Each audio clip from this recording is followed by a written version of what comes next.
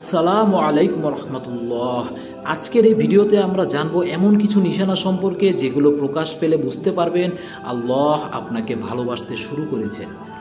হুজুরে আকরাম সাল্লাল্লাহু আলাইহি সাল্লামের একজন প্রিয় সাহাবী হযরত আব্দুল্লাহ ইবনে মাসউদ রাদিয়াল্লাহু তাআলা আনহু থেকে বর্ণিত, রাসূল সাল্লাল্লাহু আলাইহি সাল্লাম ইরশাদ করেছেন, আল্লাহ রাব্বুল আলামিন তোমাদেরকে চরিত্র দান করে থাকেন। যেমনভাবে তিনি রিজিক দান করে থাকেন, ঠিক তেমনইভাবে তিনি মানুষের চরিত্রকেও দান করে থাকেন। কোনো ব্যক্তি তখনই বুঝে যাবে যে আল্লাহ তাকে ভালোবাসতে শুরু করেছেন যখন সে রাগকে দমন করতে সক্ষম হবে এবং তার আচরণ কোমল ও মধুর হয়ে যাবে। এছাড়াও তার জিকিরের প্রতি মহব্বত বেড়ে যাবে, রাসূল সাল্লাল্লাহু আলাইহি সাল্লামের প্রতি ভালোবাসা প্রবল আকার ধারণ করবে। সে সকল ভালো কাজগুলোকে তার অন্তর ভালো হিসেবে নিবে এবং পছন্দ করবে, খারাপ কাজগুলো তার অন্তর ঘৃণা করতে শুরু করবে। এই নিশানাই হচ্ছে প্রথম নিশানা।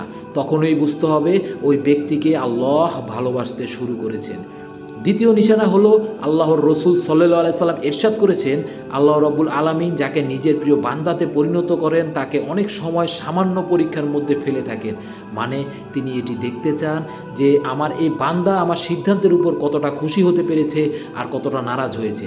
যে ব্যক্তি আল্লাহর সিদ্ধান্তের উপর রাজি হয়ে যায় তাকে আল্লাহ রাব্বুল আলামিন দুনিয়াতে রাজি করবেন, আখিরাতেও রাজি করবেন।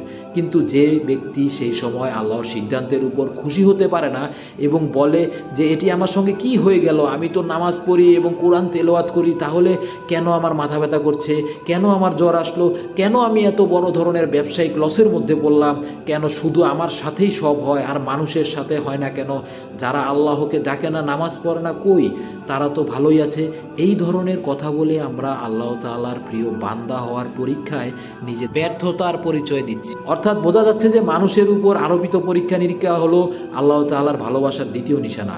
এজন্য যে কোনো পেরেশানি কিংবা সমস্যায় পড়ে থাকলে হাউতাশা করতে নেই, বরং দিল থেকে আলহামদুলিল্লাহ বলবেন। তৃতীয় নিশানা হচ্ছে, যখন আল্লাহ রাব্বুল আলামিন কোনো বান্দার সঙ্গে মহব্বত করতে থাকেন তখন তার মধ্যে খুব সুন্দর একটি পরিবর্তন নিয়ে আসেন। হাদিসের মধ্যে এসেছে, যখন আল্লাহ রাব্বুল আলামিন কারোর সঙ্গে মহব্বত করে থাকেন তখন আল্লাহ রাব্বুল আলামিন জিবরাইল আলাইহিস সালামকে আওয়াজ দিয়ে থাকেন আর তারপর তার সামনে এক ভয়ঙ্কর কম্পন চলে আসে, যার ফলে সমস্ত ফেরেশতারা অজ্ঞান হয়ে যায়। যখন সবার জ্ঞান ফিরে আসে তখন সর্বপ্রথম জিবরাইল আলাইহিস সালামকে অনুমতি দেওয়া হয়। তখন জিবরাইল আলাইহিস সালাম প্রশ্ন করেন, আমার রব কি আদেশ করেছেন? তারপর মহান প্রভু আল্লাহ সুবহানাহু ওয়া তাআলা ইরশাদ করেন, হে জিবরাইল, আজ আমি আমার অমুক বান্দাকে বন্ধু বানিয়ে নিয়েছি আর তুমিও তাকে নিজের বন্ধু বানিয়ে নাও। সুবহানাল্লাহ। ভাবতে পারেন আল্লাহ আপনার নাম নিয়ে এভাবে ফেরেশতাদের সাম্রাজ্যে ঘোষণাপত্র জারি করে দেন। সুবহানাল্লাহ। প্রিয় দর্শক, পৃথিবীতে দুটো কাজ অবশ্যই করবেন যেটি থেকে আল্লাহ রাব্বুল আলামিন আপনার উপর রাজি হয়ে যাবে এবং এর সঙ্গে সঙ্গে আপনাকে নিজের দোস্ত বানিয়ে নেবেন। দুনিয়াতে সফল হওয়ার জন্য, আখিরাতের কামিয়াবি হওয়ার জন্য যে কোনো পরিস্থিতিতে ধৈর্য ধারণ করবেন আর যত নেক কাজ করবেন শুধু আল্লাহর সন্তুষ্টির জন্য করবেন। প্রিয় দর্শক, হযরত আব্দুল্লাহ ইবনে আব্বাস রাদিয়াল্লাহু তাআলা আনহু ইরশাদ করেছেন, আল্লাহর প্রিয় বান্দাদের চেহারাতে 5টি নিশানা প্রকাশ পায়। প্রথম নাম্বার নিশানাটি হচ্ছে, যখন কোনো মানুষের নেক কাজ কবুল হয়ে যায় তখন তার চেহারা উজ্জ্বল নূরে নূরান্বিত হতে থাকে। সেই চেহারাতে এক উজ্জ্বল রশ্মি জন্ম নেয়। অর্থাৎ যে ব্যক্তির উপর মহান আল্লাহ রাজি হয়ে যান, খুশি হয়ে যান, এটা তার অঙ্গভঙ্গিমায় এবং হাসির মাধ্যমে প্রকাশ পেয়ে যায় এবং সেই ব্যক্তি পৃথিবীতে মহাসংকটের মধ্যেও খুব সুখে থাকে। কোনোভাবে দুশ্চিন্তা তাকে গ্রাস করতে পারে না, কারণ এই দুনিয়ার জিন্দেগিকে সে চিরস্থায়ী ভাবেই না। 2 নম্বর নিশানাটি হচ্ছে, তার হৃদয় আলোকিত হয়ে যায়। সে সকল অবস্থাতে আল্লাহর প্রতিশ্রুতির উপর বিশ্বাস রাখে। তার কাছে কিছু থাকুক বা না থাকুক, তার হৃদয় এতটা প্রশান্তি থাকে যে কোনো কিছু কেড়ে নিয়েও এই প্রশান্তির মধ্যে কোনো ভাটা তৈরি করা সম্ভব নয়। এই পৃথিবীর ধন সম্পদ ক্ষমতা কোনো কিছুই তাকে কোনোভাবেই প্রভাবিত করতে পারে না। তৃতীয় যে নিশানাটি হলো, যখন কারো নেকি কবুল হয়ে যায় তখন তার শরীরে এক আশ্চর্য শক্তি চলে আসে।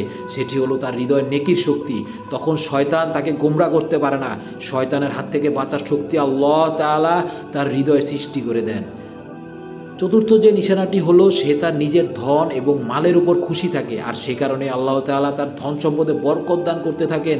আর সেজন্যই সে মানুষের উপর যতটাই খরচ করুক না কেন, প্রয়োজনীয় জিনিসপত্র মানুষদেরকে দিয়ে দিলেও তার ধন সম্পদের কোনো কমতি হয় না। হযরত ইমাম আলী ইরশাদ করেছেন, ভাগ্যের রিজিক মানুষকে এমনভাবে তালাশ করতে থাকে যেমন মৃত ব্যক্তিকে তার মৃত্যু।